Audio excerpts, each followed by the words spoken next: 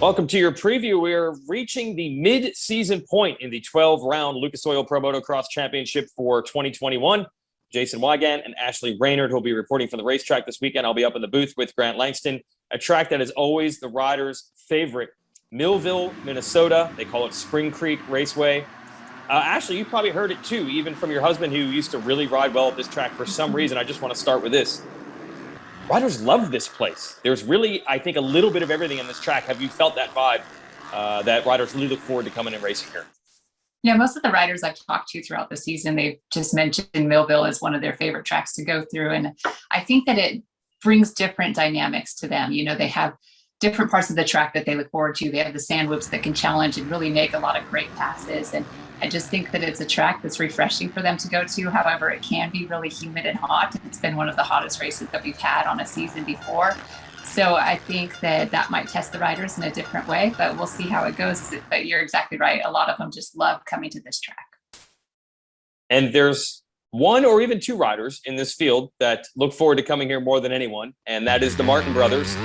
We think we might get Alex Martin back in action after a broken arm. It's taken him out of the last couple of weeks. His brother, Jeremy, has already returned to racing, albeit with some injuries. This is their home track. Literally, it's where they grew up because their parents own the track and their house is on the property.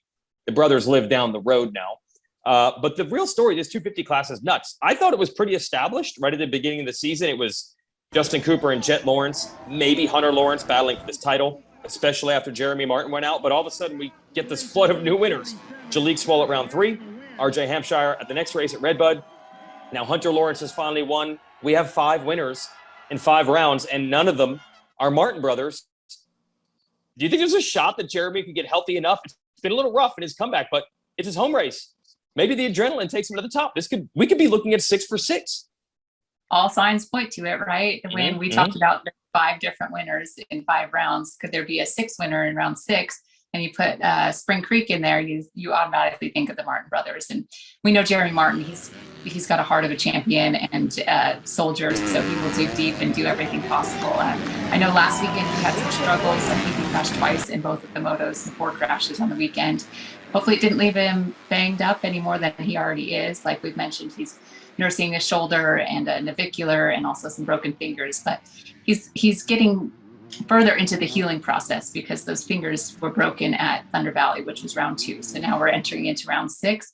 Hopefully he's feeling pretty good. And also the motivation of just being there at home, literally at home. We talk about hometown tracks or that hometown feel, but this is where he's most comfortable in the season.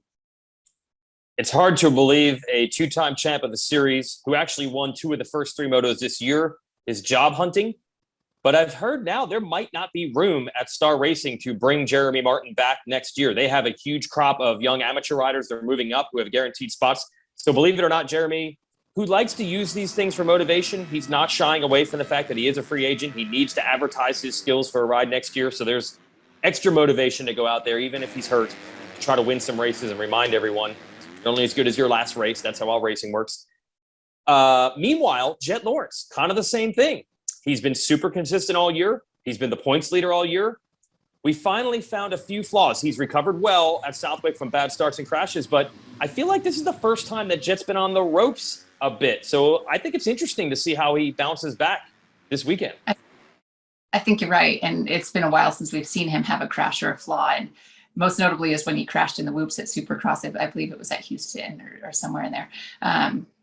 But he was able to rebound from those. Yes, he had that crash with Jalik and it was just a racing incident.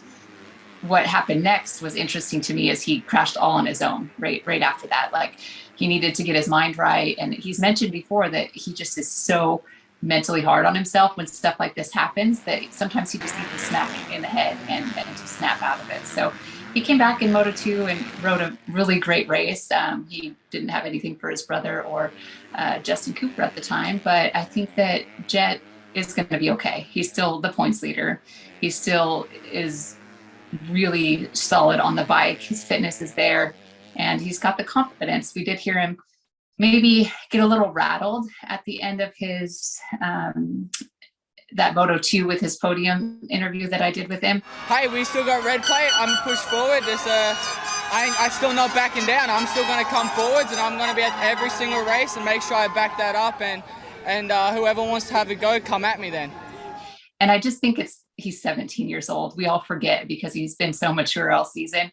I just think he got a little like, okay, I'm 17 and, you know, I'm still the best guy out here, but I don't think we could read into it too much. Yeah, he was saying all kinds of things. Like, if anyone wants to challenge me, bring it. I'm going to blow by guys if I get a bad start and demoralize them. And I think we immediately start decoding that. Oh, man, is he throwing shade at Justin Cooper, who's battling for in this championship? Yeah, I think he was just frustrated. I think it was just general frustration of, I really want to win the next race and show these guys I'm the best guy. I don't think he had a specific target in mind. But it is a little worrying because I feel like Jet has really tried hard to, hey, I know I'm 17. I have to work on the maturity, consistency thing. I think he really could have stomped on these guys at the beginning of the series, and instead he just played that consistency card, and now all these dudes are catching fire. His brother Hunter goes 1-1. You could argue that RJ Hampshire is maybe the fastest rider in the class right now, but he's crashing too much. He's really given other riders a chance to gain confidence when I think he had them in the corner at the beginning of the year. So I think it's going to lead to really unpredictable racing because you got 3, 4, 5 guys who all believe, I think, this Saturday is theirs for the taking. And instead of, oh, man, we're all chasing Jet right now. He's shown a few vulnerabilities. That's 250 class. Speaking of vulnerable, we got to talk 450s here. Star Racing Yamaha, phenomenal job. First year in the class in the 450 division. Aaron Plessinger and Dylan Ferrandis have been great, especially Ferrandis, your series leader. But we finally saw a few flaws there. Bike problems for Plessinger completely. He was out of the second moto. And Dylan Ferrandis managed to nurse it home. But that was scary. You were down in the mechanics area. There had to be some stress during that second moto for both riders. It was pretty stressful for the entire team. I mean, all of the mechanics, Plessinger's mechanic and Christian's mechanic and Ferrandis' mechanic, every single one of them went over to the bike and were working on it. They automatically went to the tank, started pulling stuff off, checking everything that they possibly could.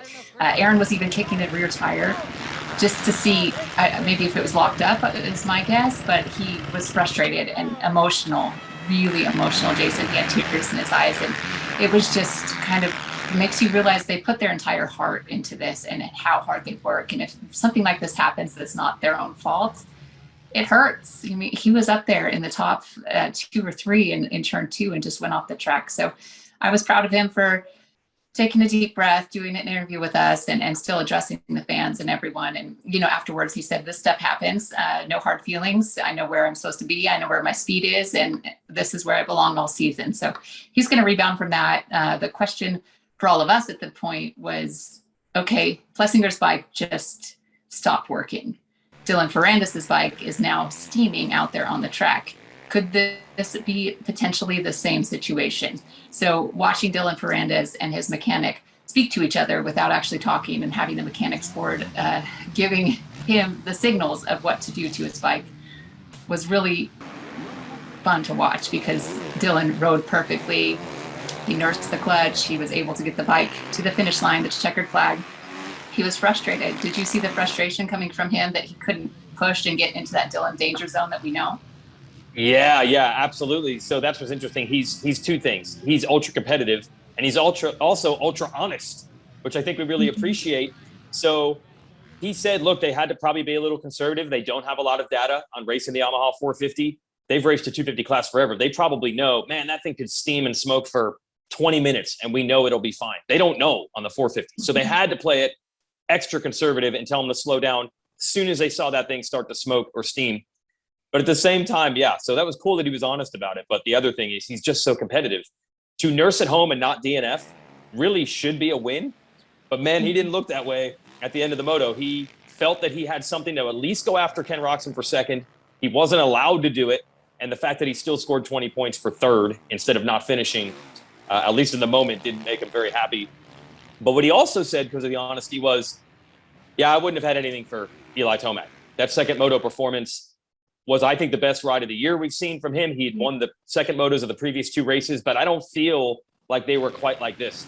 Because Ferrandis was even catching him in the second moto of our previous race at Redbud.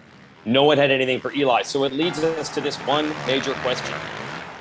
What the heck goes on in Moto 1? And we've asked Eli, and he doesn't even have an answer. But I kind of feel that I think it's more likely he's going to solve that problem than not. So I think we could be looking at an Eli run. He's down some 50 points. It'd be hard to make up in the series.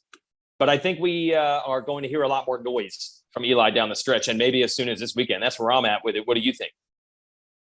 I'm with you. I think that Eli is really frustrated, and I've done a couple of post-race interviews with him, and I know you have too. And he's like, I have no idea. I'm not changing anything on the bike. I'm not changing anything physically. I just don't know why I'm so much better in these second motos. So you have to wonder maybe if he should do a little warm up before the first moto, get that heart rate spiked up. I don't think it's a physical thing. I don't think he's getting tired, because obviously at the end of the second motos, we wouldn't see the charge that we've been seeing from Eli Tomac. So maybe he just needs to warm up a little more, or just get his mindset like, okay, maybe he should tell himself, this is the first moto, is the second moto. I don't know. It'd be interesting to see Eli Tomac come out and perform in the first moto like he does in the second moto. And it might actually scare the competition a little bit, rattle Ferrandis even a little bit.